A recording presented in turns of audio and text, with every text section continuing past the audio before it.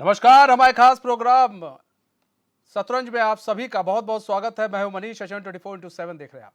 बाबा बागेश्वर की धरती पर हो रहा है G20 का बैठक। वहीं दूसरी तरफ बैठक से पहले एस जयशंकर के दलित के घर पर नाश्ता करना कहीं ना कहीं यूपी की सियासत में लू का काम कर रहा है।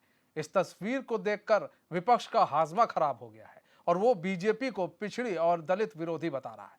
सियासी दलों को पता है कि अगर जीत की दूरी को कम करना है तो दलित वोट पाना जरूरी है। ये रिपोर्ट देखिए।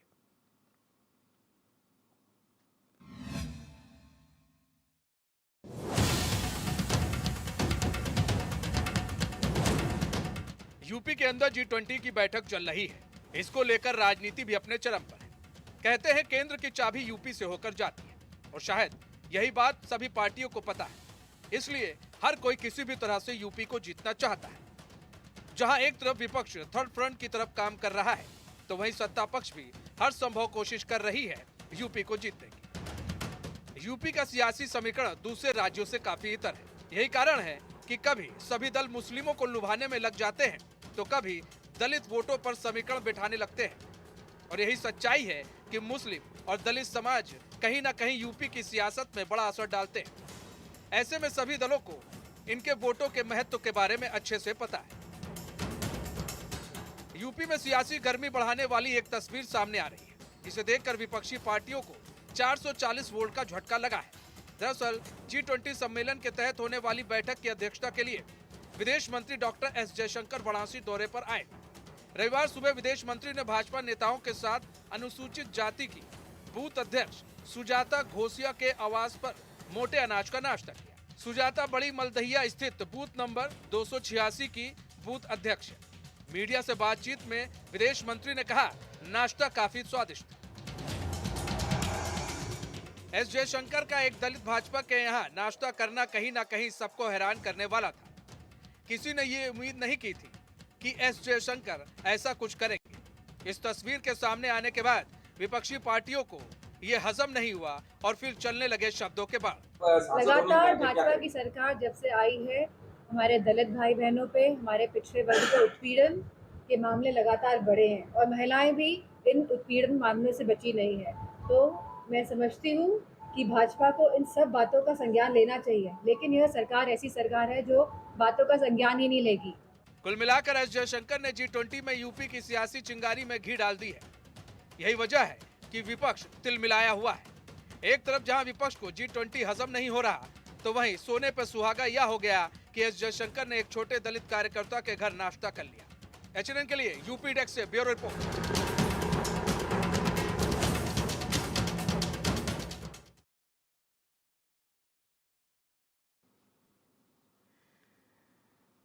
तो एस जयशंकर ने G20 की बैठक से पहले एक दलित बीजेपी की बूथ अध्यक्ष के घर पर नाश्ता किया था, जिसको लेकर सियासत गरमाई हुई है। आपको बता दें G20 की बैठक चल रही है और ऐसे में जो विपक्ष है वो अब लामबंद हो गया। विपक्ष कह रहा है कि भाजपा ये सिर्फ दिखा रही है, वो दिखावे की राजनीति कर रही है, वो दलित विरोधी है, वो पिछड़ा विरोधी है।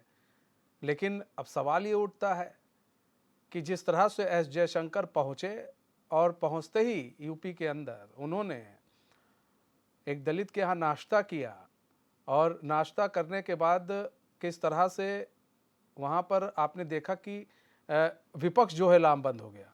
तो ये भी कहा जा रहा है कि जो एस जयशंकर हैं, एस जयशंकर ने यूपी की जो सियासत है ना, उसमें गरम तो थी ही, उसमें और घी डाल दिया है। और ये घी ऐसा डाला है कि अब विपक्ष के जो पार्टी है वो तिलमिलाई हुई है कि भाई ये ऐसा कैसे हो रहा है। क्योंकि विपक्ष को भी मालूम है कि अगर दलित वोटर इधर उधर खिसक गए तो उनके लिए ये काफ़ी नुकसानदेह साबित हो सकता है।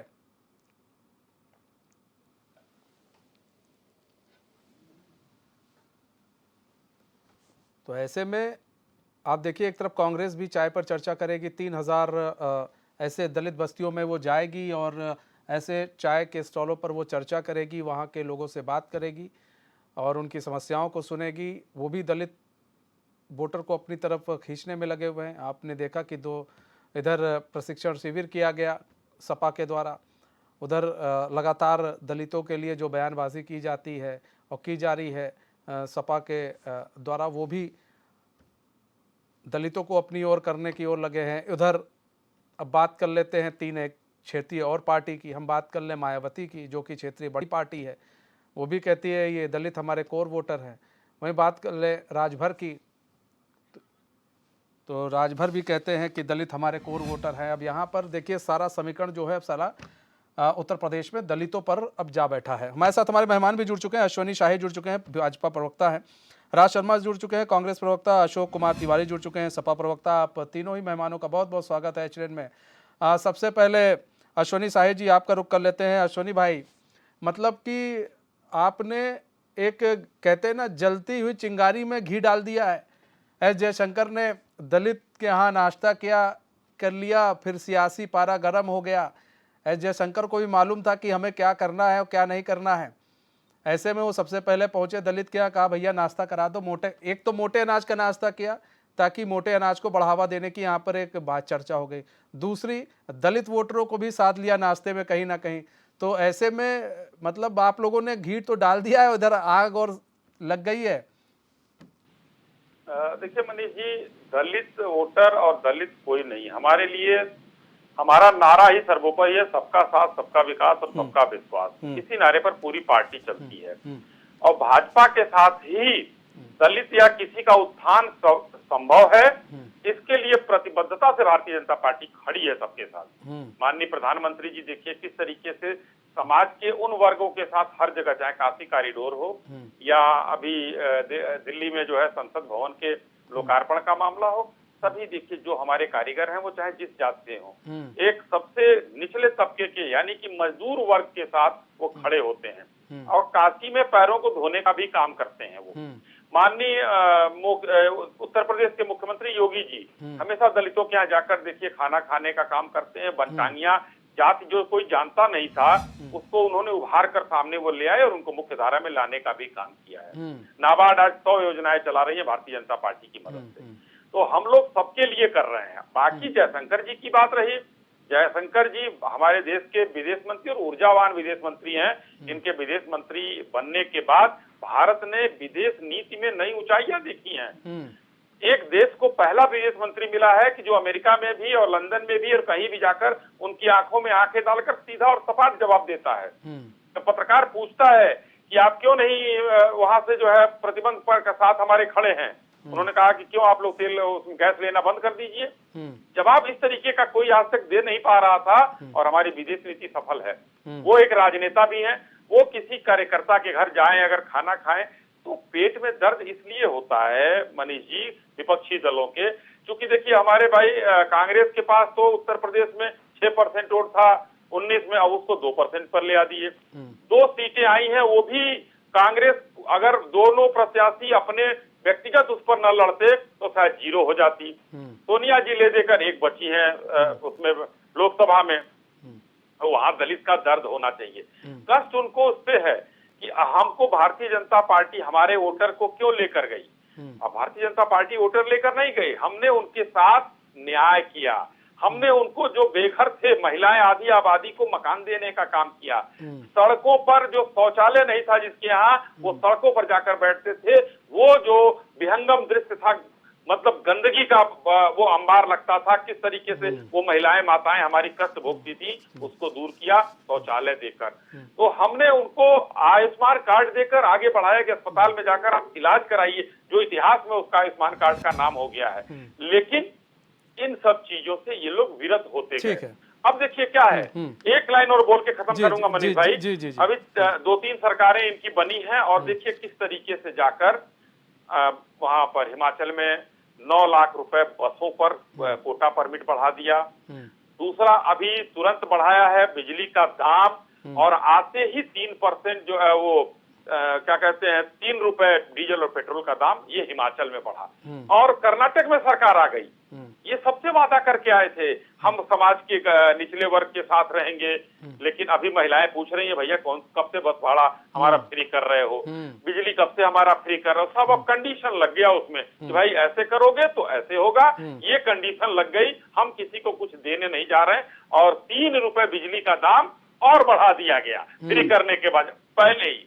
तो ये है कांग्रेस की चाल, कांग्रेस का चरित्र। और समाजवादी पार्टी के हमारे जो नेता हैं, ये लोग एमओआई से बाहर। अच्छा, अशोक कुमार तिवारी जी, सवाल ये है अशोक भाई कि इधर एस जयशंकर ने नाश्ता कर लिया किसी दलित के यहाँ, वो भी अपने कार्यकर्ता के यहाँ, तो इसमें इतनी मिर्ची क्यों लगने लगी? आप वहाँ बयान आने लगे कि ये लोग दलित विरोधी हैं, दलित ये।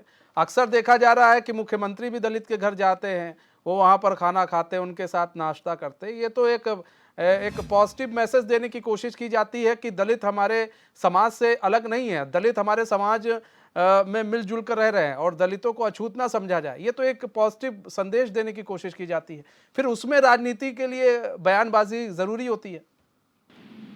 सवाल यहाँ जाने का सवाल नहीं, तो ये है इस समय भारतीय जनता पार्टी जनता से दूर होती जा रही है, क्योंकि जिस तरह से भारतीय जनता पार्टी पर विश्वास किया भारत की जनता ने, खूब विश्वास किया। 2014 में देखिए कितनी भारी बहुमत से बनाई, कांग्रेस से जनता असंतुष्ट थी उस समय।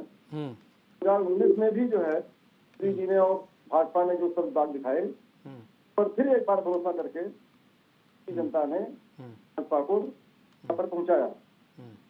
लेकिन क्या है, आया के वादे, खोखले वादे, मायूसी, महंगाई जिस कदर पूरे देश में, उत्तर प्रदेश में है, तो कोई रिकॉर्ड ही नहीं रह गया।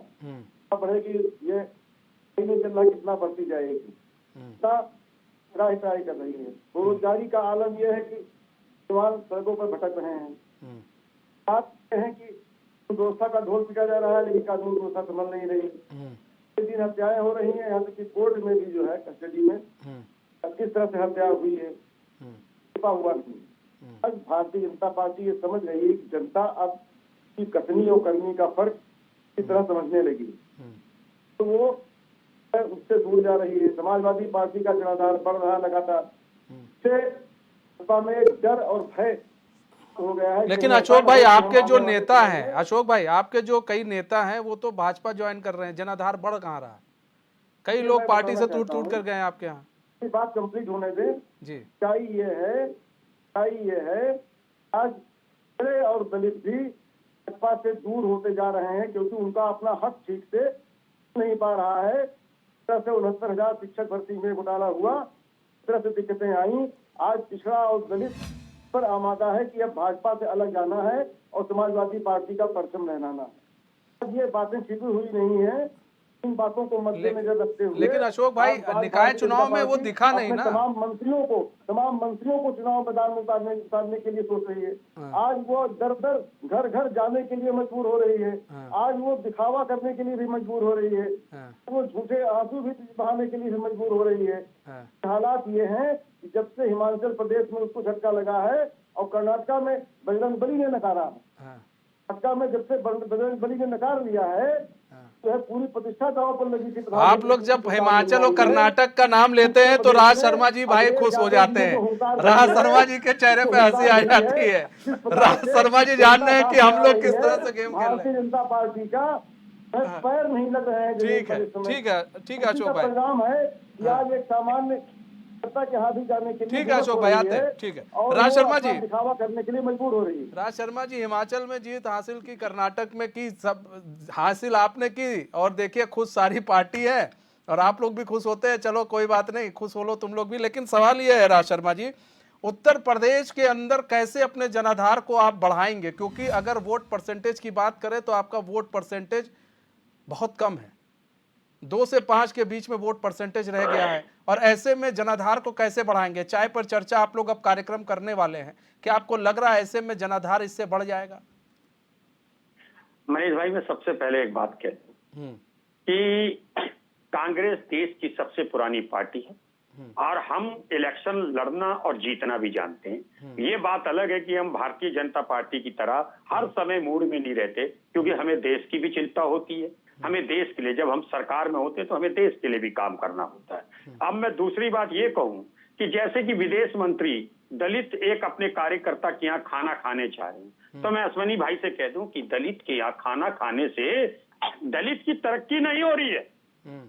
दलित की तरक्की नहीं हो रही। दलित की तरक्की तब होगी जब उसके लिए योजनाएं लाओगे, उसको सरकारी नौकरियां मिलेंगी, बिना कमीशन के उसको घर मिलेगा। आप 5 लाख रुपए अगर घर दे रहे हैं तो 33% तो उसपे दलाली जा रही है। और कौन सी नई बात है भाई? आज के जमाने में कौन दलित कौन ब्राह्मण? मैं दिन भर दलित के संग रहता हूँ। कौन पूछ रहा आज की तारीख में? आपने दलित के यहाँ खाना खा लिया, उसको इतना महिमा मंडित कर दिया कि जैसे पता नहीं जुपिटर से कोई चीज ले आए हो। तो पहले तो भारतीय जनता पार्टी को ये सब छोड़ देना चाहिए। ये जो इवेंट मैनेजमेंट है, अब यही चल रहा है कि विदेश मंत्री ने दलित के यहाँ खाया, दलित के यहाँ खाया। अरे कौन सा एहसान कर दिया भाई? उन्होंने आपको वोट दिया, आप अपने कार्यकर्ता के यहाँ चले गए। ऐसे हम लोग दिन भर खाते हैं, आप क्या टीवी में दिखाते रहे?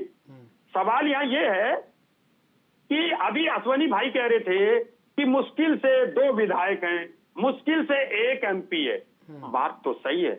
आपके कितने थे? आपके तो 0 भी नहीं थे। जब हमारी सरकार में 2 को इस्तीफा लेके, शायद एक अटल बिहारी वाजपेयी जी थे और दूसरा मैं जान नहीं पा रहा हूं, उनको MP बना दिया था। अब आप बताइए, तब का जमाना था और आज आप क्या है? आप लोगों को क्या हो गया भारतीय जनता पार्टी को? ये लोग सोचे कि शायद ये अमर बेल खा के आ गए, लेकिन अमर बेल नहीं है। अब इस देश की, प्रदेश की सारी जनता जानती है कि अगर झूठ का कोई पुलिंदा है तो वो भारतीय जनता पार्टी है।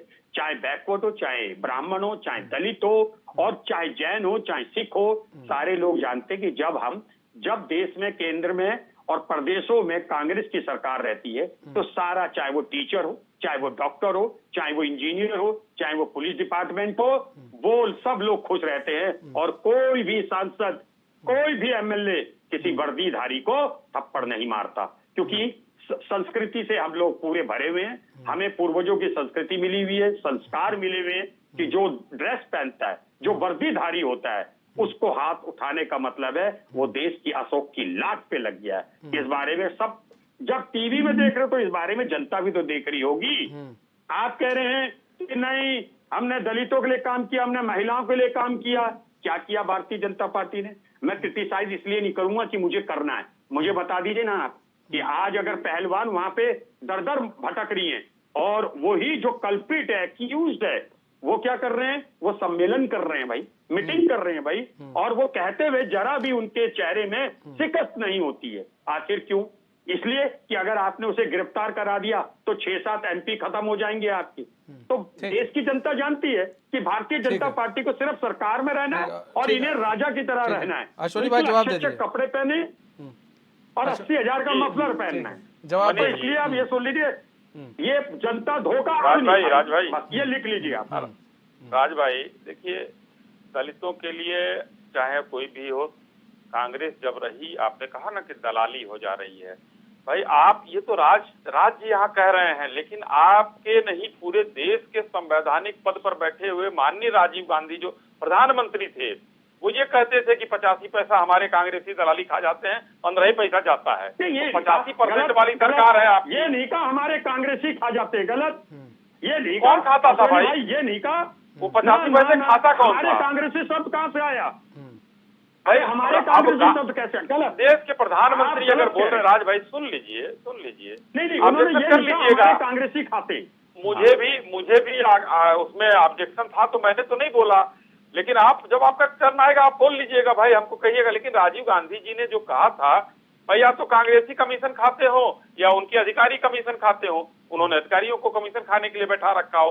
85% कौन से समुद्र में जाता था? बंगाल की खाड़ी में, हिंद महासागर में, प्रशांत महासागर में, या कांग्रेसियों के घर।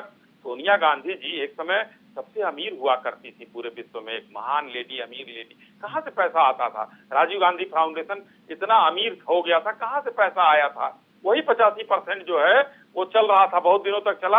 अब जाकर सब रोक लगी है, यहाँ से फंड लेना, वहां से फंड लेना। दूसरी बात, योजनाएं जितनी आती हैं, 80% योजनाएं हमारे गरीब, पिछड़े, दलित, OBC समाज के लिए होती हैं। आप कह रहे हैं ना किसके लिए किया? हमने एक बनटांगिया का नाम लिया अभी। गेहरा समाज सुना है आपने? नहीं सुना है। अभी हमारे दिल्ली प्रदेश कार्यालय पर हमारे सांसद मनोज तिवारी जी ने उन लोगों को संबोधित किया गेहरा समाज को, और बताया कि आप लोग पिछड़े हैं। हमने 2019 में समाजवादी पार्टी की मैं बात करना चाहूंगा, ये भी दलितों की बात करते हैं। और अभी टिकट देने की बात आई तो इन्होंने 16 ओबीसी को टिकट दिया था, जिसमें 8 यादव भाई थे। यादव ओबीसी में सबसे आगे रहते हैं, और दलित में 6 टिकट दिया, जबकि हमने 14 ओबीसी को दिया और 13 दलित को टिकट दिया। हम वहां भी पार्शियलिटी नहीं करते हैं। और आपको मैं बताऊं, आप नाम गिना दीजिए, हमारे यहाँ 2 कमेटियां बनाई गई हैं। एक कमेटी ब्रजलाल जी है, उसमें वो भी एमपी राज्यसभा सांसद है, अनुसूचित जाति आयोग के अध्यक्ष भी हैं। मंजू दिलेर जी, राम सकल जी एमपी हैं।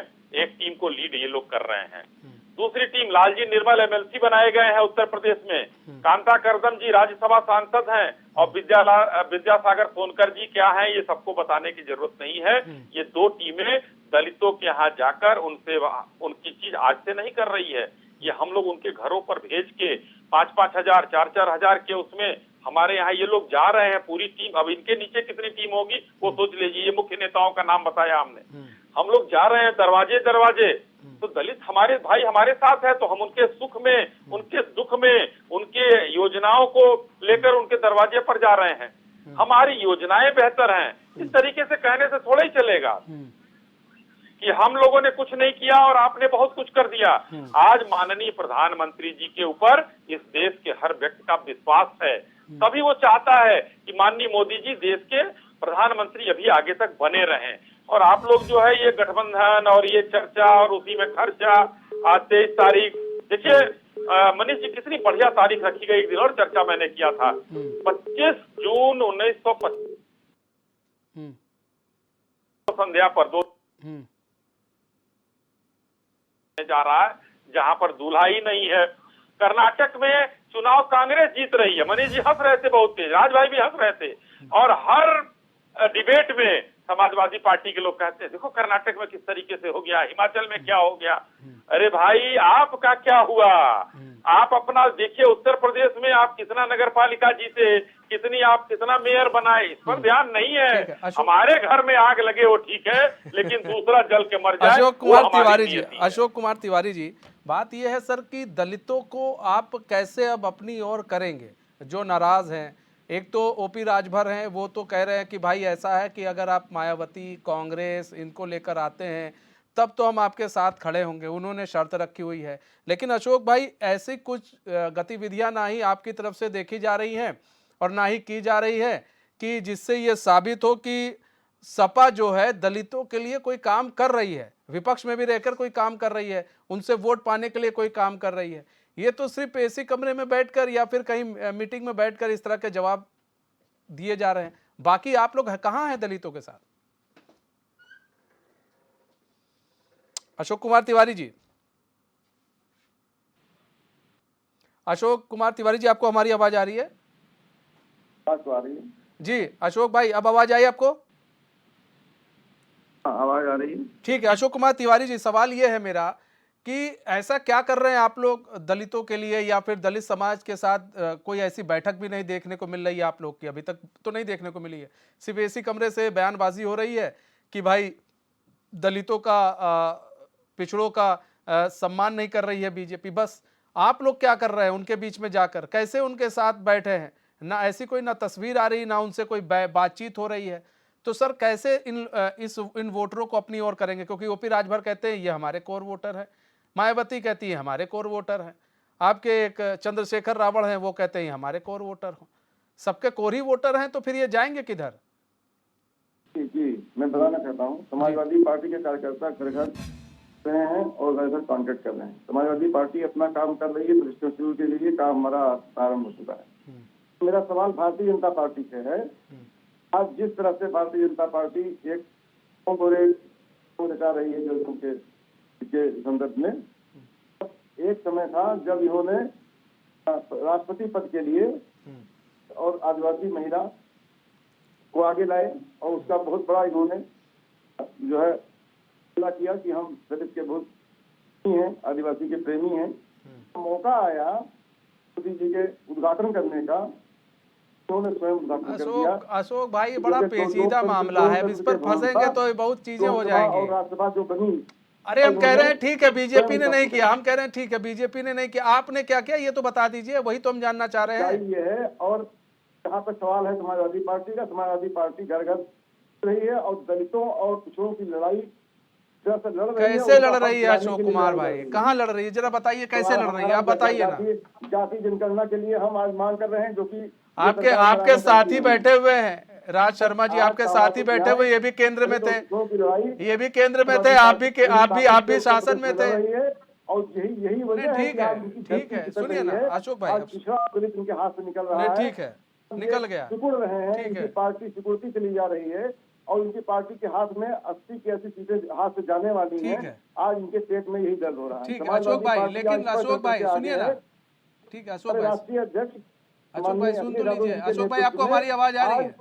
की सत्ता का परिवर्तन होने जा रहा है। ठीक है अशोक भाई, सवाल ये है जातीय जनगणना की मांग कर रहे हैं आप, आज सर्व वर्ग के लोग, अशोक भाई जातीय जनगणना की मांग कर रहे हैं आप, ब्राह्मण क्षत्रिय सभी वर्गों के ठीक है अशोक भाई जातीय जनगणना की मांग कर रहे हैं आप, और जो है सभी समाज के, वैश्य समाज के सभी समाज के अशोक कुमार जी को हमारी आवाज आ रही है, तरफ देख रहे हैं और समाजवादी पार्टी के विकास में विश्वास कर रहे हैं। जिस तरह से उत्तर प्रदेश का विकास समाजवादी पार्टी ने किया है। अशोक भाई आपको आवाज आ रही है मेरी? अशोक भाई आपको आवाज आ रही है मेरी? पार्टी जो भी कुछ कार्य कर रही है, खोखले कार्य कर रही है। अखिलेश यादव जी ने जो सड़क बनाई उस पर जेट उड़ाए गए। आज पूर्वांचल एक्सप्रेस वे का 5 दिन में गड्ढे निकल आए। इस बात का है कि जिस तरह से, जरा पीसीआर देख लीजिएगा, मेरी आवाज जा रही है? कार्य छिपा हुआ नहीं है। आज सर्व वर्ग समाज की पार्टी है। आज समाजवादी पार्टी सभी वर्गों को साथ लेके चल रही है। ठीक है अशोक भाई पन्ना ले बैठे हैं का आप? सुन तो लीजिए, बात भी तो सुन लीजिए। है उत्तर प्रदेश ही हुंकार भर चुका है। ठीक है, ठीक अशोक भाई, कोई पन्ना उन्ना लेके तो नहीं बैठा है? पलटने जा रही है। अरे ठीक है, सवाल भी तो सुन लीजिए। 2024 में केंद्र में सत्ता परिवर्तन अशोक भाई पर्चा उर्चा लेके तो नहीं बैठ गए, रट्टा मार रहे हैं? सुनिए ना, बात तो सुन लीजिए, बात तो सुन लीजिए। अशोक भाई हम ये कह रहे हैं कि आप जातीय जनगणना की बात कर रहे हैं ना, कि जातीय जनगणना होनी चाहिए, और ये बात आप लोग उठा रहे हैं। केंद्र में आपके भाई साहब भी थे, राज शर्मा जी लोग भी थे, कांग्रेस पार्टी जिसका आप गुणगान गा रहे हैं, उस वक्त आप लोग नहीं करा पाए जातीय जनगणना की चीज़ें, और अब आप लोग मांग कर रहे हैं। तो सर ये भी तो कहा जा रहा है कि सिर्फ जातीय जनगणना की मांग कर लेने से ही क्या सब कुछ ठीक हो जाएगा? कहने की कुछ बातें होती हैं और करने की कुछ बातें होती हैं। बस वही मैं भी कह रहा हूँ। तो आपने कहा है कि करवाया क्यों नहीं, कांग्रेस से मिलकर क्यों नहीं करवाया आपने? और जनता ये बातें अच्छी तरह समझ चुकी है कि हमें सब बात दिखाया जा रहा है। बिजली कितनी महंगी है उत्तर प्रदेश में, गैस का सिलेंडर कितना महंगा है उत्तर प्रदेश में, उज्ज्वला योजना की बातें की जाती हैं, और गैस सिलेंडर भराया कैसे जाए इसका कोई रास्ता नहीं बता रहा है। 1100 रुपए में कैसे बनाएंगे लोग? जनता त्राही कर रही है। सवाल इस बात का है, तो मेन मुद्दे हैं उनसे भटकाने लटकाने का काम जो बीजेपी कर रही है उसमें वो सफल होने वाली नहीं है। लेकिन आप लोग भी तो ऐसा कुछ कर नहीं रहे ना कि दलितों के लिए, कि दलित भी कहने भैया सपा के साथ हम रहेंगे, ऐसा तो कुछ आप भी नहीं कर रहे हैं। उनका हक, दलितों का जो आरक्षण का और पिछड़ों का हक जो नहीं, ये सिर्फ चिल्लाने से थोड़ी ना होता है। अच्छा ये बताइए जब टिकट की बात आती है तो आप लोग पीछे क्यों हट जाते हैं? कोर्ट को इसमें बीच में हस्तक्षेप करना पड़ रहा है। अशोक भाई जब टिकट देने की बात आती है तो आप लोग सबसे ज्यादा दलितों को टिकट क्यों नहीं दे देते हैं? सुनिए ना अशोक भाई, सबसे ज्यादा दलितों को टिकट दिया कीजिए ताकि ये साबित हो कि नहीं समाजवादी पार्टी सही में दलितों के साथ है। अशोक भाई आप लोग दलितों को टिकट क्यों नहीं दे देते हैं? आज कानपुर में जिस तरह से बेटी और माँ को जला दिया गया, वो ठीक है, आपकी बात सब ठीक है, लखीमपुर में ठीक है, दिया गया, ठीक है, त्राही कर रही जनता को न्याय नहीं मिल रहा है। जिस तरह से जेलों में आरामगाह है, जेलों ठीक है राज शर्मा जी, लगता है अशोक भाई वो पन्ना लेकर कोई बैठे हैं उसको रट्टा मार रहे हैं। ठीक है राज शर्मा जी, ये बताइए आप कि आपके यहाँ अब जो है कांग्रेस में अभी फिलहाल क्या हलचल है, क्योंकि यूपी में कुछ ठीक नहीं लग रहा है। आप भी इस चीज को जानते हैं, एक अच्छे नेता हैं, आपको भी मालूम है कि अगर हमें केंद्र की ओर जाना है तो यूपी किसी भी हालत में जीतना बहुत ज़रूरी है। तो इसलिए कोशिश आपकी भी है, लेकिन जो है सपा आपको अपनी साइकिल की सवारी उत्तर प्रदेश में तो फिलहाल नहीं कराने की तैयार है। तो ऐसे में उत्तर प्रदेश से खिसकी हुई जमीन, बार बार आप लोग एक ही बात कहते हैं, नहीं जी हम लोग इस बार बड़ी तगड़े से चुनाव लड़ेंगे, नहीं जी इस बार लड़ेंगे तगड़े से चुनाव, नहीं जी उस बार कुछ गड़बड़ हो गया था, इस बार लड़ेंगे बड़े तगड़े से चुनाव। आपने विधानसभा चुनाव में जो आपको हार मिली उससे क्या सीख ली थी आपने, और उस सीख का अब इस बार क्या असर देखने को मिलेगा? क्योंकि विधानसभा चुनाव को बहुत नजदीक से इसलिए भी देखा गया था, जिस तरह से स्कूटी की बात चली और मैं लड़की हूं लड़ सकती हूं की बात चली, और इसको बहुत ध्यान से भी मैंने भी कवर किया था। इसलिए मैं आपसे ये सवाल पूछ रहा हूं कि आखिर क्या आपने सबक लिया इस बार? देखो मनीष भाई, मैं सबसे पहले तो ये बता दूं आपको कि विधानसभा और लोकसभा में थोड़ा अंतर होता है। और आपको एक चीज और बताऊंगा कि हम लोग थोड़े से उत्साहित इसलिए भी रहते हैं कि हमारे पास बेहतरीन, इस आज की तारीख में बेहतरीन राष्ट्रीय अध्यक्ष हैं जिन्होंने अपना गृह राज्य जिताया, और भारतीय जनता पार्टी के पास वो राष्ट्रीय अध्यक्ष हैं जिनके गृह राज्य में उनको मुंह की खानी पड़ी।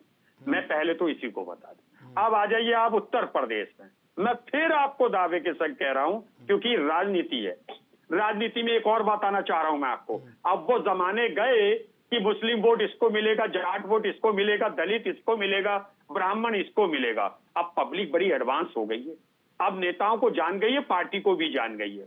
पब्लिक कहती है कि जब भारतीय जनता पार्टी के नेता, चाहे वो प्रधानमंत्री जी हो हमारे, चाहे वो गृह मंत्री जी हो, जब कहते हैं कि देश आत्मनिर्भर हो रहा है, तो जनता कहती है देश तो आत्मनिर्भर कब होगा ना, जब देश की जनता आत्मनिर्भर हो।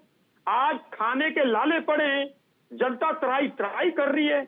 आप ही का कहना है कि 80 करोड़ जनता गरीबी रेखा में है, तो आप बताइए आत्मनिर्भर कहां से हो गया? जब ये भारतीय जनता पार्टी कहती है कि हमारा भारत विश्व गुरु बनेगा, तो साथ में साइमल्टेनियसली एक क्वेश्चन चलता है, आपके तो विद्यालयों में गुरु ही नहीं है, विश्व गुरु कैसे चलाएगा?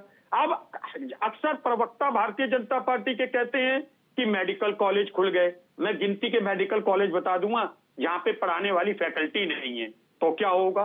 इसलिए मैं आपसे कह रहा हूं, जो तैयारी चल रही है वो तो क्या सब जानी करूंगा, लेकिन हम लोग पब्लिक से टच में हैं, और विपक्ष में होने के नाते हमारा ये काम है, जो भारतीय जनता पार्टी गलत कर रही है वो पब्लिक के सामने पेश करें, वो हम लोग करते हैं। और निश्चित रहिए, मैं फिर एक बार कह रहा हूं कि हम 2009 का रिकॉर्ड तोड़ेंगे, जब हमने इनके शाइनिंग इंडिया को ब्लर कर दिया था। ये शाइनिंग इंडिया में भी तो उन्होंने 6 महीने पहले आत्मविश्वास दिखाया था, उसको ब्लर कर दिया था। अरे इस बार फिर इनको ब्लर कर देंगे।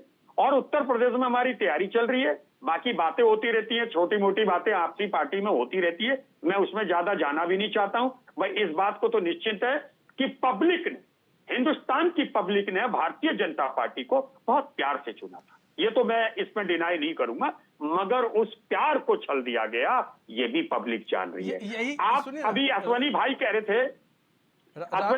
थे, कि बोलिए बोलिए राज भाई, हम कह रहे हैं कि यही बात आप लोगों ने भी निकाय चुनाव में भी कही थी, और यही बात विधानसभा चुनाव में भी कही थी कि बीजेपी तो पब्लिक ने बीजेपी को बड़े प्यार से चुना, लेकिन फिर बीजेपी ने ठग दिया है, और सब जनाधार जो है सब लोग चितर बितर हो गए हैं, और वो अब हमारे पार्टी में आएगी, लेकिन सब गड़बड़ हो जाता है। लास्ट मोमेंट में ऐसा क्या हो जाता है, बीजेपी कौन सा ऐसा दांव चलती है, कौन सा ऐसा इत्र छिड़क देती है कि भाई सभी उन्हीं की तरफ चले जाते हैं, और ऐसे वैसे नहीं, पूर्ण बहुमत से सरकार बना देते हैं। ऐसा कौन सा इत्र छिड़क देते हैं लोग? एक और मेरी इतना इन्होंने कोई महान काम नहीं कर दिया, ये होता है। हमने भी 65 साल हमने सरकार चलाई है, ये तो अभी इनके 9 ही साल हुए हैं, तो इतना कुछ नहीं हुआ कि अब पब्लिक इन पे मरने लगी है। हमने 65 साल चलाए हैं, इनको सोचना पड़ेगा। 65 साल के लिए इन्हें कम से कम 65,000 बार सोचना पड़ेगा, तो सत्ता फिर हम ले आएंगे। और पब्लिक जानती है, देखिए आज जो ये बेच रहे हैं वो हमारा बनाया हुआ है, हमारी सरकार का बनाया हुआ है। आप मुझे अश्वनी भाई सिर्फ इतना बता दें, जो इन्होंने बेचा ये बता दें कि सन 2014 के बाद बनाया था। आप अब पहली बार देखिए, आप पब्लिक ये नहीं जान रही कि अगर कहीं पे अच्छा काम होता है तो मोदी जी का चेहरा दिखा देते हैं, और जब कर्नाटका में हार गई तो नड्डा जी का चेहरा दिखा रहे हो। सारे पब्लिक देख रही है, और हार गए, कोई बहुत बड़े इलेक्शन कोई हार गए। और इस बार जो नगर निकाय चुनाव हुआ था, पिछले की तुलना में आप देखिए 3 से 4 में हमारे मेयर सेकंड नंबर पे रहे हैं। मुरादाबाद में तो सिर्फ 2-2.5 हजार वोटों से हारा है, और जो हमारे नगर पंचायत के जीते हैं 2-2, 2.5, 3-3 हजार हार होती है, चाहे 1 वोट से हो जाए, चाहे 10 वोट से हो जाए, चाहे दूसरे पर है मैं चाहे इस पे तीसरे नहीं, पर। बिल्कुल सही है, हार है, हार है। बीजेपी मैं कह कर्नाटक में सकता हूं। हारी तो हारी, ठीक है, कहीं अरे कहीं मैं पर ये कह- बहुत ज्यादा अंतर से नहीं हारे होंगे, लेकिन हारी मनीष भाई, तो मैं हारी। एक बात कह रहा ना कि हार है, और पब्लिक ने हमें नहीं चुना, पब्लिक ने पिछले 2014 से हमें पसंद नहीं किया। नहीं, मगर आपको कई दशकों अब से ये पसंद भी- नहीं कर रही है बीजेपी, कांग्रेस को तो कई दशकों से उत्तर प्रदेश में नहीं नहीं, पसंद अब कर रही है। मैं यूपी की बात अलग कर दूंगा। और एक और बात है, अब ऐसा भी नहीं है, देखिए एक और बात, कि सिर्फ यूपी से ही केंद्र में सरकार बनेगी। और इस बात का दावा आज कह सकता हूं, इनकी यूपी में 62 सीटें हैं, आज 62 सीटें, अगर ये 62 को रिपीट कर जाए तो बहुत बड़ी बात है। ठीक ये है। 25, 26, 30 सीटों में रह अश्वनी जाएंगे। साही मैं जी। आज भी कह रहा हूं आपके ठीक है, अश्वनी बस। साही जी। भाई बहस आपने जो है दलितों के उस पर रखा है कि दलितों के लिए क्या क्या काम किया गया।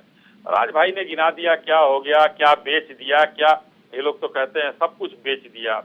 भाई 10,000 करोड़ का अगर दे रहे थे ये लोग, तो हम लोगों ने टाटा कंपनी को दे दिया, तो कम से कम सरकार का 10,000 करोड़ रुपया तो सालाना बचा हो गया। बीएसएनएल सरकार कहते का हैं क्या लोग बेच काम, दिया।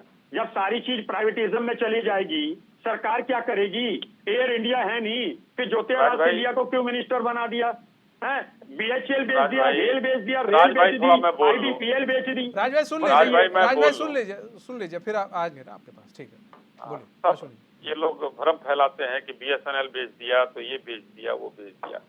अभी 5 जून को मैं अखबार पढ़ रहा था, तो मैंने एक फोटो खींच के उस पर रख लिया। माननीय मंत्री जी अश्विनी वैष्णव जी आईटी मिनिस्टर हैं, उन्होंने कहा है, देखिए ये अखबार की कटिंग ही मैं आपको दिखा दे रहा हूँ, बीएसएनएल लिखा हुआ है, 3 साल में कर्ज मुक्त होगी बीएसएनएल। 22,289 करोड़ रुपए का कर्जा फिलहाल है। 2 साल पहले 32,944 करोड़ का कर्जा हुआ था। सरकार ने 2 बेल आउट पैकेज दिए और नीचे वो अब लेकर आ रहे हैं। अब उनका लाभ बढ़ रहा है, बीएसएनएल का लाभ बढ़ रहा है, इसलिए 4G 5G सब उसको देकर कहीं बिके नहीं है। ये लोग भ्रम फैलाते हैं। रही बात दलितों की, आज मुद्दा दलितों का है, बेचने पर मैंने एक वो था मेरे पास, मैंने दिखा दिया। दलितों के लिए भारतीय जनता पार्टी, मैंने कहा ना कि अगर 100 योजना लाती है तो 80 योजना दलित भाइयों के लिए लाती है। हमारे पास कुछ योजनाएं जो चल रही हैं, दीनदयाल उपाध्याय योजना के अंतर्गत जो स्वरोजगार योजना जो चल रही है, जिसमें दुकान निर्माण योजना है, ड्राई क्लीनिंग योजना है, टेलरिंग शॉप योजना है, आटा चक्की योजना है, और बैंकिंग करस्पॉन्डेंस योजना है, स्टैंड अप योजना है। ये सब योजनाएं दलित भाइयों के लिए चल रही है, इसमें दलित भाई लोग अपना लाभ उठा रहे हैं। अब उसके बाद आप लोगों का काम तो है कि भाई भ्रम फैलाएंगे कि कुछ हुआ ही नहीं। आज अगर जयशंकर जी जैसा नेता अपने कार्यकर्ता के यहाँ खाना खाने जा रहा है, तो कम से कम राहुल गांधी जी की तरह वो दिखावा नहीं कर रहा है। एक महिला के यहाँ गए थे, वो महिला फिर क्या हुआ क्या नहीं हुआ, एक बार सबने, पूरे जग ने देखा कि क्या हुआ था, क्या नाम था उस महिला का। जयशंकर जी ने बड़ा काम कर दिया। क्या काम कर नहीं, दिया नहीं। दलित जी के खाते? क्या कार्यकर्ता, अश्वनी भाई, अरे क्या काम भाई कर अब दिया? रुक जाइए, अब क्या रुक गारंटी जाइए। अवार्ड दे दें? एक या गारंटी परमवीर आप चक्र दे दे ही, दें? आप तो भारत रत्न ले लेते हैं खुद, तो गारंटी दूसरे को कैसे देंगे? भारत एक बात रत्न बताओ, खुद ले लिया एक और नेहरू मेरी जी बात सुन ने, लीजिएगा। नेहरू जी ने आप खुद ले एक लिया बार भारत बता रत्न, तो दीजिए, दूसरे को आप कैसे मुझे गारंटी देंगे प्रधानमंत्री भाई? जी की, प्रधानमंत्री जी की एक बार फोटो काम करते ही दिखा दो, चलिए। सिर्फ जहाज से उतर के सूट वूट पहन के जहाज पे चढ़ते, क्या काम कर रहे हैं आपके नेता, बताइए राज आप। भाई, क्या आप बताओ प्रधानमंत्री, किसी देश का प्रधानमंत्री क्या फावड़ा चलाता है कहीं जाकर कि काम करते हुए दिखा दो?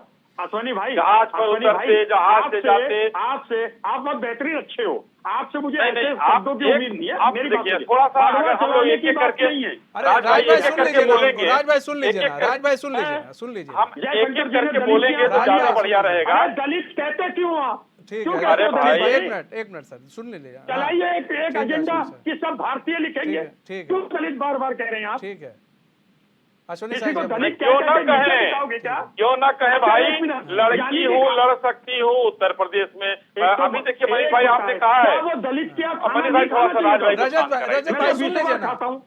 ठीक है, राज भाई सुन लीजिए ना, अब सुन लीजिए, उनको सुन लीजिए, उसके बाद फिर आ रहे हैं ना आपके पास, सुन लीजिए। राज भाई आज उत्तेजित क्यों हो रहे हैं, नहीं समझ में आ रहा। कुछ मैंने गलत जगह नस छेड़ दिया क्या कोई? आज उत्तेजना में कुछ ज्यादा लग रहे हैं भाई, थोड़ा धैर्य से सुनिए। हम आप एक दूसरे को सुना रहे हैं, समाजवादी पार्टी के तो साथ खिसक लिए, उनका नेटवर्क गड़बड़ था। कांग्रेस तो पूरे देश में मोर्चा संभाले है हमारे सामने, तो आप रहिए ना, थोड़ा सा सुनिए। देखिए आप लोगों का जो, देखिए आप सुन लीजिए, आप लोगों ने, हम दलित और उसकी बात करते हैं, क्यों करते हैं? आप भी यही करते हैं। हम दलित की बात नहीं कर रहे हैं, वहां पर हमारा कार्यकर्ता था, वहां पर वो गए खाने तो हम लोगों ने कुछ नहीं कहा, ये आप लोगों ने कहा। अगर मनीष जी मैं गलत कह रहा हूं तो बता टोक दीजिएगा मुझे कि विरोधियों ने इस बात का मुद्दा बनाया है कि वो गए हैं दलित क्या खाना खाने, हम लोगों ने कुछ नहीं कहा। हाँ, हम लोग जरूर ये देखते रहते हैं कि जो राहुल गांधी जी जो मोहब्बत के जो माल शॉपिंग माल खोल रहे हैं उसमें खुलेआम नफरत कैसे बिक रही है, हम उस पर नजर जरूर रखते हैं, क्योंकि हमने देखा है कि 84 में कैसे सिखों का नरसंहार हुआ था। पार्लियामेंट जैसा स्वदेशी जो है एक बिल्डिंग बनी, वहां पर न जाने के बाद किस तरीके से विरोध का प्रदर्शन हुआ। ये बड़ा मोहब्बत का ये बाजार है, ये मोहब्बत का शॉपिंग मॉल है जहां पर नफरत ही दिखाई दे रही है और कुछ दिखाई नहीं दे रही है। जब भागलपुर दंगे हुए थे, कांग्रेस की सरकार थी और स्पष्ट रूप से राहुल गांधी जी का एक भाषण आया था, अभी कुछ दिन पहले कहीं जाकर बोल रहे थे कि 80 के दशक में दलितों पर अत्याचार हो रहा था हिंदुस्तान में, वो कहते कहते भूल गए कि उन्हीं की सरकार थी, उन्हीं के लोग थे। बता दें अश्वनी भाई, ऐसा उनका कोई बयान मैंने तो सुना नहीं। अमेरिका में मनीष जी करेक्ट अमेरिका में दिया है, ठीक है, मनीष जी करेक्ट कर दीजिए। ठीक है, नहीं सही, अमेरिका में उन्होंने कही है बात, आप लोग के यहाँ भी तो ये इसको देखिए ना, उन्होंने अमेरिका में गए थे तो वहां पर उन्होंने इस तरह के बयान दिए हैं सर। उन्होंने कहा कि आज मुसलमानों पर बहुत वो हो रहा है, 80 के दशक में और आप ही के यहाँ पर भी, अत्याचार और आपके ही नेताओं ने कहा था कि नहीं देखिए उन्होंने बात कबूली है, तो ये इस तरह की बातें आपकी तरफ भी कही गई थी। ठीक है अश्वनी जी अपनी बात। दूसरी बात, राहुल गांधी जी अमेरिका गए राज भाई, उनके टिकट खूब बिक रहे थे, जो भी हो। राहुल गांधी जी एक प्रायोजित प्रेस वार्ता में एक महिला पत्रकार सवाल पूछती है, तो सवाल के जवाब में 10-10 सेकंड का पॉज लेकर बोलते हैं, जवाब नहीं रहता है राहुल जी के पास, नहीं रहता है, और ऐसे ही बोलते रहते हैं। आपकी पार्टी है जो नफरत की जो दुकान खोलती है, 3 बार इमरजेंसी लगाया है आपकी सरकार ने, 3 बार। 26 अक्टूबर हमने घोषित इमरजेंसी लगाई थी, आपने अघोषित इमरजेंसी की आज नहीं चल रही है। अब देखिए अघोषित, अगर आपको हम पर्दे के पीछे गाली दें और यहाँ कुछ अपशब्द कहें तो दोनों बड़ा फर्क होता है। ये पूरा समाज देख रहा, मनीष जी के साथ वो कर रहा है, पर्दे के पीछे कौन क्या करता है कोई वो नहीं है, पर्दे के पीछे मत कराइए। आज लोकतंत्र जिंदा है, तभी आप कर्नाटक में चुनाव जीत कर आए हैं। पीछे का या पर्दे के बाद इम्पैक्ट तो नहीं, आप कर्नाटक का चुनाव जो जीते हैं, लोकतंत्र जिंदा है ना, तो कहाँ घोषित और घोषित की बात करते हैं।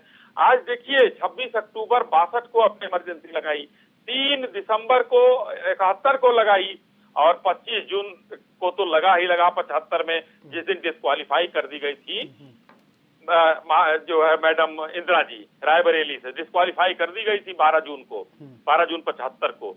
फिर उनको क्वालिफाई कराया गया 23 तारीख को क्वालिफाई कराया गया, 25 को। अशोक कुमार तिवारी समाप्त करता हूँ। पूर्व प्रधानमंत्री अशोक कुमार तिवारी ऐसे गलत बात, ये गलत है शर्मा जी, मुझे पसंद नहीं आता। मैं ना प्रधानमंत्री मौजूद को आप मैडम नहीं है, आप पूर्व प्रधानमंत्री कह के उनके नाम को संबोधित करेंगे, तभी अच्छा लहजा होगा। आप कहें मैडम तो वो कोई ऐसा नहीं था कि राह में चल रही थी, पूर्व प्रधानमंत्री। अशोक कुमार तिवारी जी, अशोक भाई सवाल ये है कि यहाँ पर आप देखिए कि अगर दलित वोटों की बात करें तो चलिए उसको भी एक तरफ साइड करते हैं, G20 की बैठक चल रही है, उसकी तो कम से कम थोड़ी बहुत तारीफ कर देते हैं कि आज हमको खुशी है कि उत्तर प्रदेश के अंदर G20 की बैठक है। मैंने किसी भी विपक्षी लीडर के मुंह से एक शब्द नहीं सुना है कि G20 की बैठक को लेकर, ठीक है ये सबको बारी बारी से मिलता है, वो एक अलग बात है, लेकिन जिस तरह से ऑर्गेनाइज किया जा रहा है इसको, उत्तराखंड में ऑर्गेनाइज किया गया, उत्तर प्रदेश में ऑर्गेनाइज किया गया, कश्मीर में ऑर्गेनाइज किया गया, तो उसकी कहीं ना कहीं कोई ना कोई तो तारीफ कर ही सकता था। जहां कश्मीर में पहले पत्थर बरसते थे वहां पर ऑर्गेनाइज किया गया G20 की बैठक, आप लोग तारीफ कर सकते थे लेकिन नहीं की गई। आखिर क्यों, किस बात की जलन है और किस बात का आप लोग को द्वेष है भाई? क्या नहीं होना चाहिए था और हुआ है तो ऐसे में एक शब्द तो निकलने चाहिए। नहीं, उत्तर प्रदेश के अंदर हो रहा है, बहुत अच्छी बात है, हमारे यहाँ वाराणसी को देखेंगे, हमारे यहाँ हिंदू रीति रिवाज को देखेंगे, इस तरह के सर शब्द नहीं आ रहे हैं। शब्द आ रहे हैं कि दलितों के साथ, इनके साथ, पिछड़ों के साथ अत्याचार हो रहा है। क्यों सर, कुछ अच्छा नहीं हो रहा है? अशोक भाई है भाई, ये सवाल इस बात का नहीं है कि हमारे यहाँ G20 अच्छी बात है, G20 हो रहा है। सवाल इस बात का है कि आज देश की जनता मुद्दों के साथ आज संघर्ष कर रही है। आज अशोक भाई, देश की जनता G20 भी देख रही है, भारतीय देखिए, ठीक है। अब सवाल मैं आप लोगों की तरफ से एक आप एक मैं शब्द आपकी बात क्यों नहीं सुन कहा लीजिए। जाता है? मैं आप लोग से आप आपका एक शब्द सवाल- कहेंगे लेकिन किंतु परंतु आ जाएगा। सवाल पर इसमें ही आ क्या रहा हूं। लेकिन किंतु आपके- परंतु है अशोक भाई? मैं आपका सवाल का उत्तर ही देने जा रहा हूँ, जब सुनेंगे तब समझ पाएंगे ना। सवाल का ही उत्तर देने जा रहा हूँ। ठीक है अशोक भाई, आज का देश जिन परिस्थितियों से गुजर रहा है, जिस प्रकार से संघर्ष कर रहा है, सवाल इस विषय इस बात का है जो ऑर्गेनाइज किया जाता है भारतीय जनता पार्टी के द्वारा, तरह तरह के छोटी सी चीज, अगर कोई चीज बनाते हैं, योजना बनाते, कुछ बनाते हैं, तो उसका इतना बड़ा इवेंट बनाते हैं, इतना बड़ा इवेंट ऑर्गेनाइज करते हैं कि इतने मकान दिए गए, ये दिए गए, वो दिए गए। इससे जनता त्रस्त हो चुकी है। जनता की मूल मुद्दों को नकार दिया गया है। आज आप देखिए, नागरिक सुरक्षा को ले लीजिए आप, छोटी सी चीज नहीं है, बहुत बड़ी चीज है। जिस तरह से उड़ीसा में रेल की दुर्घटना हुई है, जितनी जाने गई हैं, जितने लोग इसमें बेसहारा हो गए हैं, तरह से जो है उनके परिवारजन चले गए हैं और वो दर दर के लिए भटकने को मजबूर हो गए हैं। हालात ये है कि वहां पर एक बार ढिंढोरा पीटा गया कवच का। 2012 से ये चल रही थी और 9 साल सरकार के गुजर गए, 2014 सरकार है। वहां पर जिस प्रकार से कवच लगाने की बात हुई थी उस पर जो है मंत्री ने भी उसका दिखाया था, ढिंढोरा पीटा था कि ये इस तरह से हम लगाना शुरू कर चुके हैं, लेकिन आज कहीं दिखाई नहीं पड़ा। हालात ये है, आज पैसा खर्च कहाँ किया जा रहा है? वंदे भारत एक्सप्रेस, जो कि देखने में सुंदर सुडौल और बढ़िया आकर्षक तरीके से उसका इवेंट बनाया जा रहा है, और वो पैसा वहाँ नहीं खर्च किया गया जहाँ पर नागरिक सुरक्षा की बात थी। आज कोलेजिन डिवाइस अगर लग गया होता तो इतनी भीषण दुर्घटना समझते नहीं हुई होती। आज हालात ये हैं कि आज खाली वो कार्य किया जा रहा है जो तुरंत दिखाई पड़े और तुरंत उस पर वोट मिल जाए हमको। जन सुरक्षा की 14 बात से पहले तो ट्रेन दुर्घटना होती ही नहीं थी इस देश सरकार से में। क्या आशा करेगी इस देश की जनता? नैतिकता के आधार पे इस्तीफा दे देते थे की बात थी, बस अब तक 18 करोड़ रुपया मिल गए दुर्घटना होते। पहले भी होती थी, अब भी होती थी। जिस अब तरह से दुर्घटना अपने आप में दुर्घटना है। दुर्घटना को समझना चाहिए। दिखाई नहीं दे रहे हैं। कितने इन्वेस्टर, कितना इन्वेस्टमेंट आया। आज हालात ये है कि जो संविदा पर हमारे यहाँ लोग कर्मी लगे हुए हैं, अगर उनको ही नौकरी मिल जाए तो बहुत बड़ी बात हो गई। आज हालात ये है कि आज बाहर से सोर्सिंग करके जो है नौकरियां जो दी जाती हैं उसमें आरक्षण का नहीं, एक चीज नहीं अशोक भाई सुनिए ना, एक चीज नहीं समझ में आती है आज पूरा प्रदेश। अशोक भाई, एक चीज समझ में नहीं आती है कि आपने भी 4 साल शासन किए हैं, यहाँ पर 4 बार मुख्यमंत्री आपके यहाँ भी लोग रह चुके हैं, आपके यहाँ के लोग भी 4 बार मुख्यमंत्री रह चुके हैं, समाजवादी पार्टी और 65 साल शासन किया है कांग्रेस ने। अरे सुन लीजिए ना, पूजा अर्चना कर चुके हैं और वहाँ पर ये हो चुका है घोषणा की जो भी मतलब इधर रामचरितमानस को गाली देते हैं आपके नेता और फिर उधर पूजा अर्चना करते हैं। सुनिए ना बात भाई, अशोक भाई आपको सवाल नहीं सुनते ना अशोक भाई, और वो लोग जल्दी ठीक है अशोक भाई, सवाल ये है कि ठीक है आज समाजवादी पार्टी 4 बार सत्ता में रह चुकी है, आपके मुख्यमंत्री रह चुके हैं, 65 साल कांग्रेस के लोग सत्ता में रह चुके हैं, ठीक है, वो खुद कह रहे भाई 65 साल वास्तव में रह चुके हैं। तो देश तो बहुत आगे निकल जाना चाहिए, तरक्की कर लेना चाहिए, सब कुछ आसमान छू लेना चाहिए, क्यों बैक पर है? आज आप लोग रोना रो रहे हैं, क्यों रोना रो रहे हैं आप लोग क्यों नहीं उस चीज सही कर लिए? आज मतलब 9 साल खुद कह रहे हैं, राज भाई खुद कह रहे हैं कि 9 साल आए हुए जुम्मे ये हमें सिखाएंगे। अरे 65 साल थे, 65 साल में इतनी तरक्की कर दिए होते कि 9 साल अगर ये कुछ ना करते तब भी देश की जनता उस तरक्की को देखकर खुश हो जाती। लेकिन अशोक भाई 4 बार आप लोग ने ना दलित के लिए किया, ना किसी वर्ग विशेष के लिए किया, किसी के लिए नहीं किया आपने कुछ। LIC का पैसा लगा दिया गया, किस तरह से स्टेट बैंक का पैसा लगा दिया गया गांधी का, उसकी कोई जांच निकल करके नहीं आई। आज किस प्रकार से का जो है मीटर ऑन हो रहा है तो फिर ऑफ भी नहीं हो रहा है। आज इसको देख रही है। अशोक भाई सुनिए ना, अशोक भाई कैसे बंद करें? पेपर लेकर बैठे क्या आप? कुछ समझ नहीं आ रहा, कुछ पेपर लेकर बैठे क्या अशोक भाई? अशोक भाई बात में सुनिए ना, हम कह रहे हैं अशोक भाई 4 बार आपके यहाँ भी मुख्यमंत्री रहे ना, जनता की बात है मैं कर रहा हूँ। नहीं सुनिए ना, आपके तो जनता की बात हम भी कर रहे हैं, सुनिए ना अशोक भाई, आपके यहाँ भी 4 बार लोग मुख्यमंत्री रह चुके हैं, शासन कर चुके हैं, ठीक है। अब ये बताइए आप लोगों ने इतनी बेहतर काम क्यों नहीं कर दिया है? हम कह रहे हैं बीजेपी ने कुछ नहीं किया, बीजेपी भी नहीं कर रही है, लेकिन इतना बेहतर क्यों नहीं कर दिया गया है? स्टेडियम दिया, आज जो है पुलिस मुख्यालय दिया, आज जो है जेट प्लेन उतरने वाली सड़क बना करके दी, हाँ। आज जो है रिवर फ्रंट साफ किया कराया गया, हाँ। इतना विकास किया गया है, हाँ। चारों तरफ विकास, आज 100 नंबर दिया, आज किस तरीके से जो है मतलब सारी चीजें विकास के एक नए कीर्तिमान स्थापित किए गए, जिन कीर्तिमानों ठीक है। को जो है अश्विनी भाई, इतना उन्होंने कीर्तिमान स्थापित कर दिया, आप लोग बेफजूल में कहते रहते हैं। दलितों के लिए देखिए उन्होंने नंबर ही नंबर जो है उन्होंने डायल 100 और ना जाने कितने नंबर उन्होंने दे दिए आप लोग को।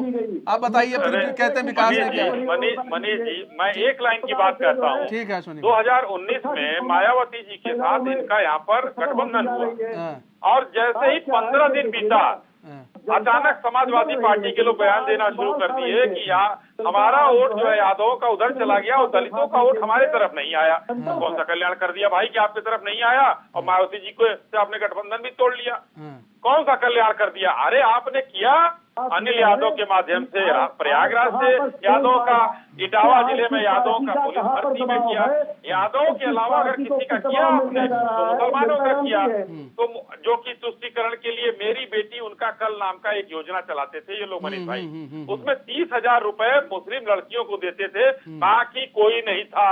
सिख ईसाई, जो हिंदू मुस्लिम सिख ईसाई कहते हैं ना, तो मुस्लिम थे, बाकी 3 गायब थे, सिख गायब, हिंदू गायब, सब गायब थे। 30,000 रुपए उनको मिलता नहीं था। अश्विनी भाई, आपने नंबर क्यों नहीं दिया? एक मिनट रुकिए ना, अशोक कुमार जी सवाल भी तो ले ले। अश्विनी भाई आपने 100, उन्होंने देखिए डायल 100 दिया है, 190 दे दिया, आप लोग कोई नंबर नहीं दे रहे भाई। 191, 92, 93 कुछ तो दीजिए। जातीय ध्रुवीकरण में नहीं आने वाली अब है। देखिए, अब जिस तरीके से अशोक जी यहाँ बता रहे हैं, नंबर देने के लिए तो हम नंबर दे रहे हैं ना। हम आज जो है, अरे अशोक भाई सुन लीजिए, अशोक भाई सुन लीजिए, सुन लीजिए। ठीक है अशोक भाई, आपके सवाल है सर, सुन लीजिए, जवाब भी सुन लीजिए। परिवर्तन होना बिल्कुल तय है। ठीक है, ठीक है अश्विनी भाई, परिवर्तन होगा, लेकिन अब सवाल का जवाब दीजिए जी।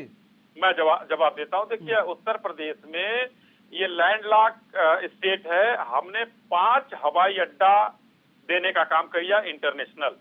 इन्होंने सैफई में रनवे बनवाया, क्योंकि वहां पर प्राइवेट चार्टर उतरते थे और वहां पर ठुमके लगा के वापस चले जाते थे लोग, उसमें से जो उतरते थे। कौन किस यात्री को लाभ हुआ जरा बता दीजिए। कोई यात्री चढ़ता हो वहां से? रनवे सरकार के पैसे से बना, वो आयोजन भी सरकारी पैसे से होता था। लेकिन हमने 5 आज इंटरनेशनल बनवाए, और छोटे छोटे जो कम से कम 10-12 जो है बनके तैयार हैं, और छोटी ATR वहां से उड़ रही हैं, जैसे आगरा है, बरेली है, आजमगढ़ है, ये इस जगहों से जो है, मेरठ है, यहाँ से उड़ रही है। दूसरा आ जाइए, एक हाईवे इन लोगों ने बनवाया, उस पर से अखिलेश जी नहीं उतर पाए हैं, अब इसको भी छोड़ देते हैं, यमुना एक्सप्रेस को छोड़ देते हैं। 17 जो है भारतीय जनता पार्टी के उसमें है, जिसमें 5 या 6 चालू हो चुके हैं। बाकी और गंगा एक्सप्रेसवे निर्माणाधीन है, उधर गोरखपुर में एक एक्सप्रेसवे निर्माणाधीन है। आज ही प्रतापगढ़ में और देवरिया में कम से कम 10 सड़कों का उद्घाटन माननीय राज्य मंत्री जी, गडकरी साहब आ रहे हैं, जो उद्घाटन करने जा रहे हैं आज। तो हम लोग तो नंबर नहीं दिए हैं, लेकिन हम लोगों ने काम किया है। हम लोगों ने वाटरवेज में एक परिवहन चालू किया है, जो बनारस से लेकर हल्दिया तक जा रहा है। वहां से परिवहन है, वहां से भी ढुलाई की सुविधाएं हम लोग दे रहे हैं। तो नंबर पर भरोसा नहीं है, हम लोग काम कर रहे हैं, और जो धीरे धीरे दिख रहा है, ये नंबर गिनते रहे। एक एक्सप्रेसवे, एक जो है हवाई पट्टी, यही इनकी देन है, बस और कुछ नहीं है। बहुत बहुत धन्यवाद आप सभी मेहमानों का हमारे साथ जुड़ने के लिए। समय कम है और अपना बहुमूल्य समय हमें देने के लिए, तो हमारे इस खास पेशकश में बस इतना है। मुझे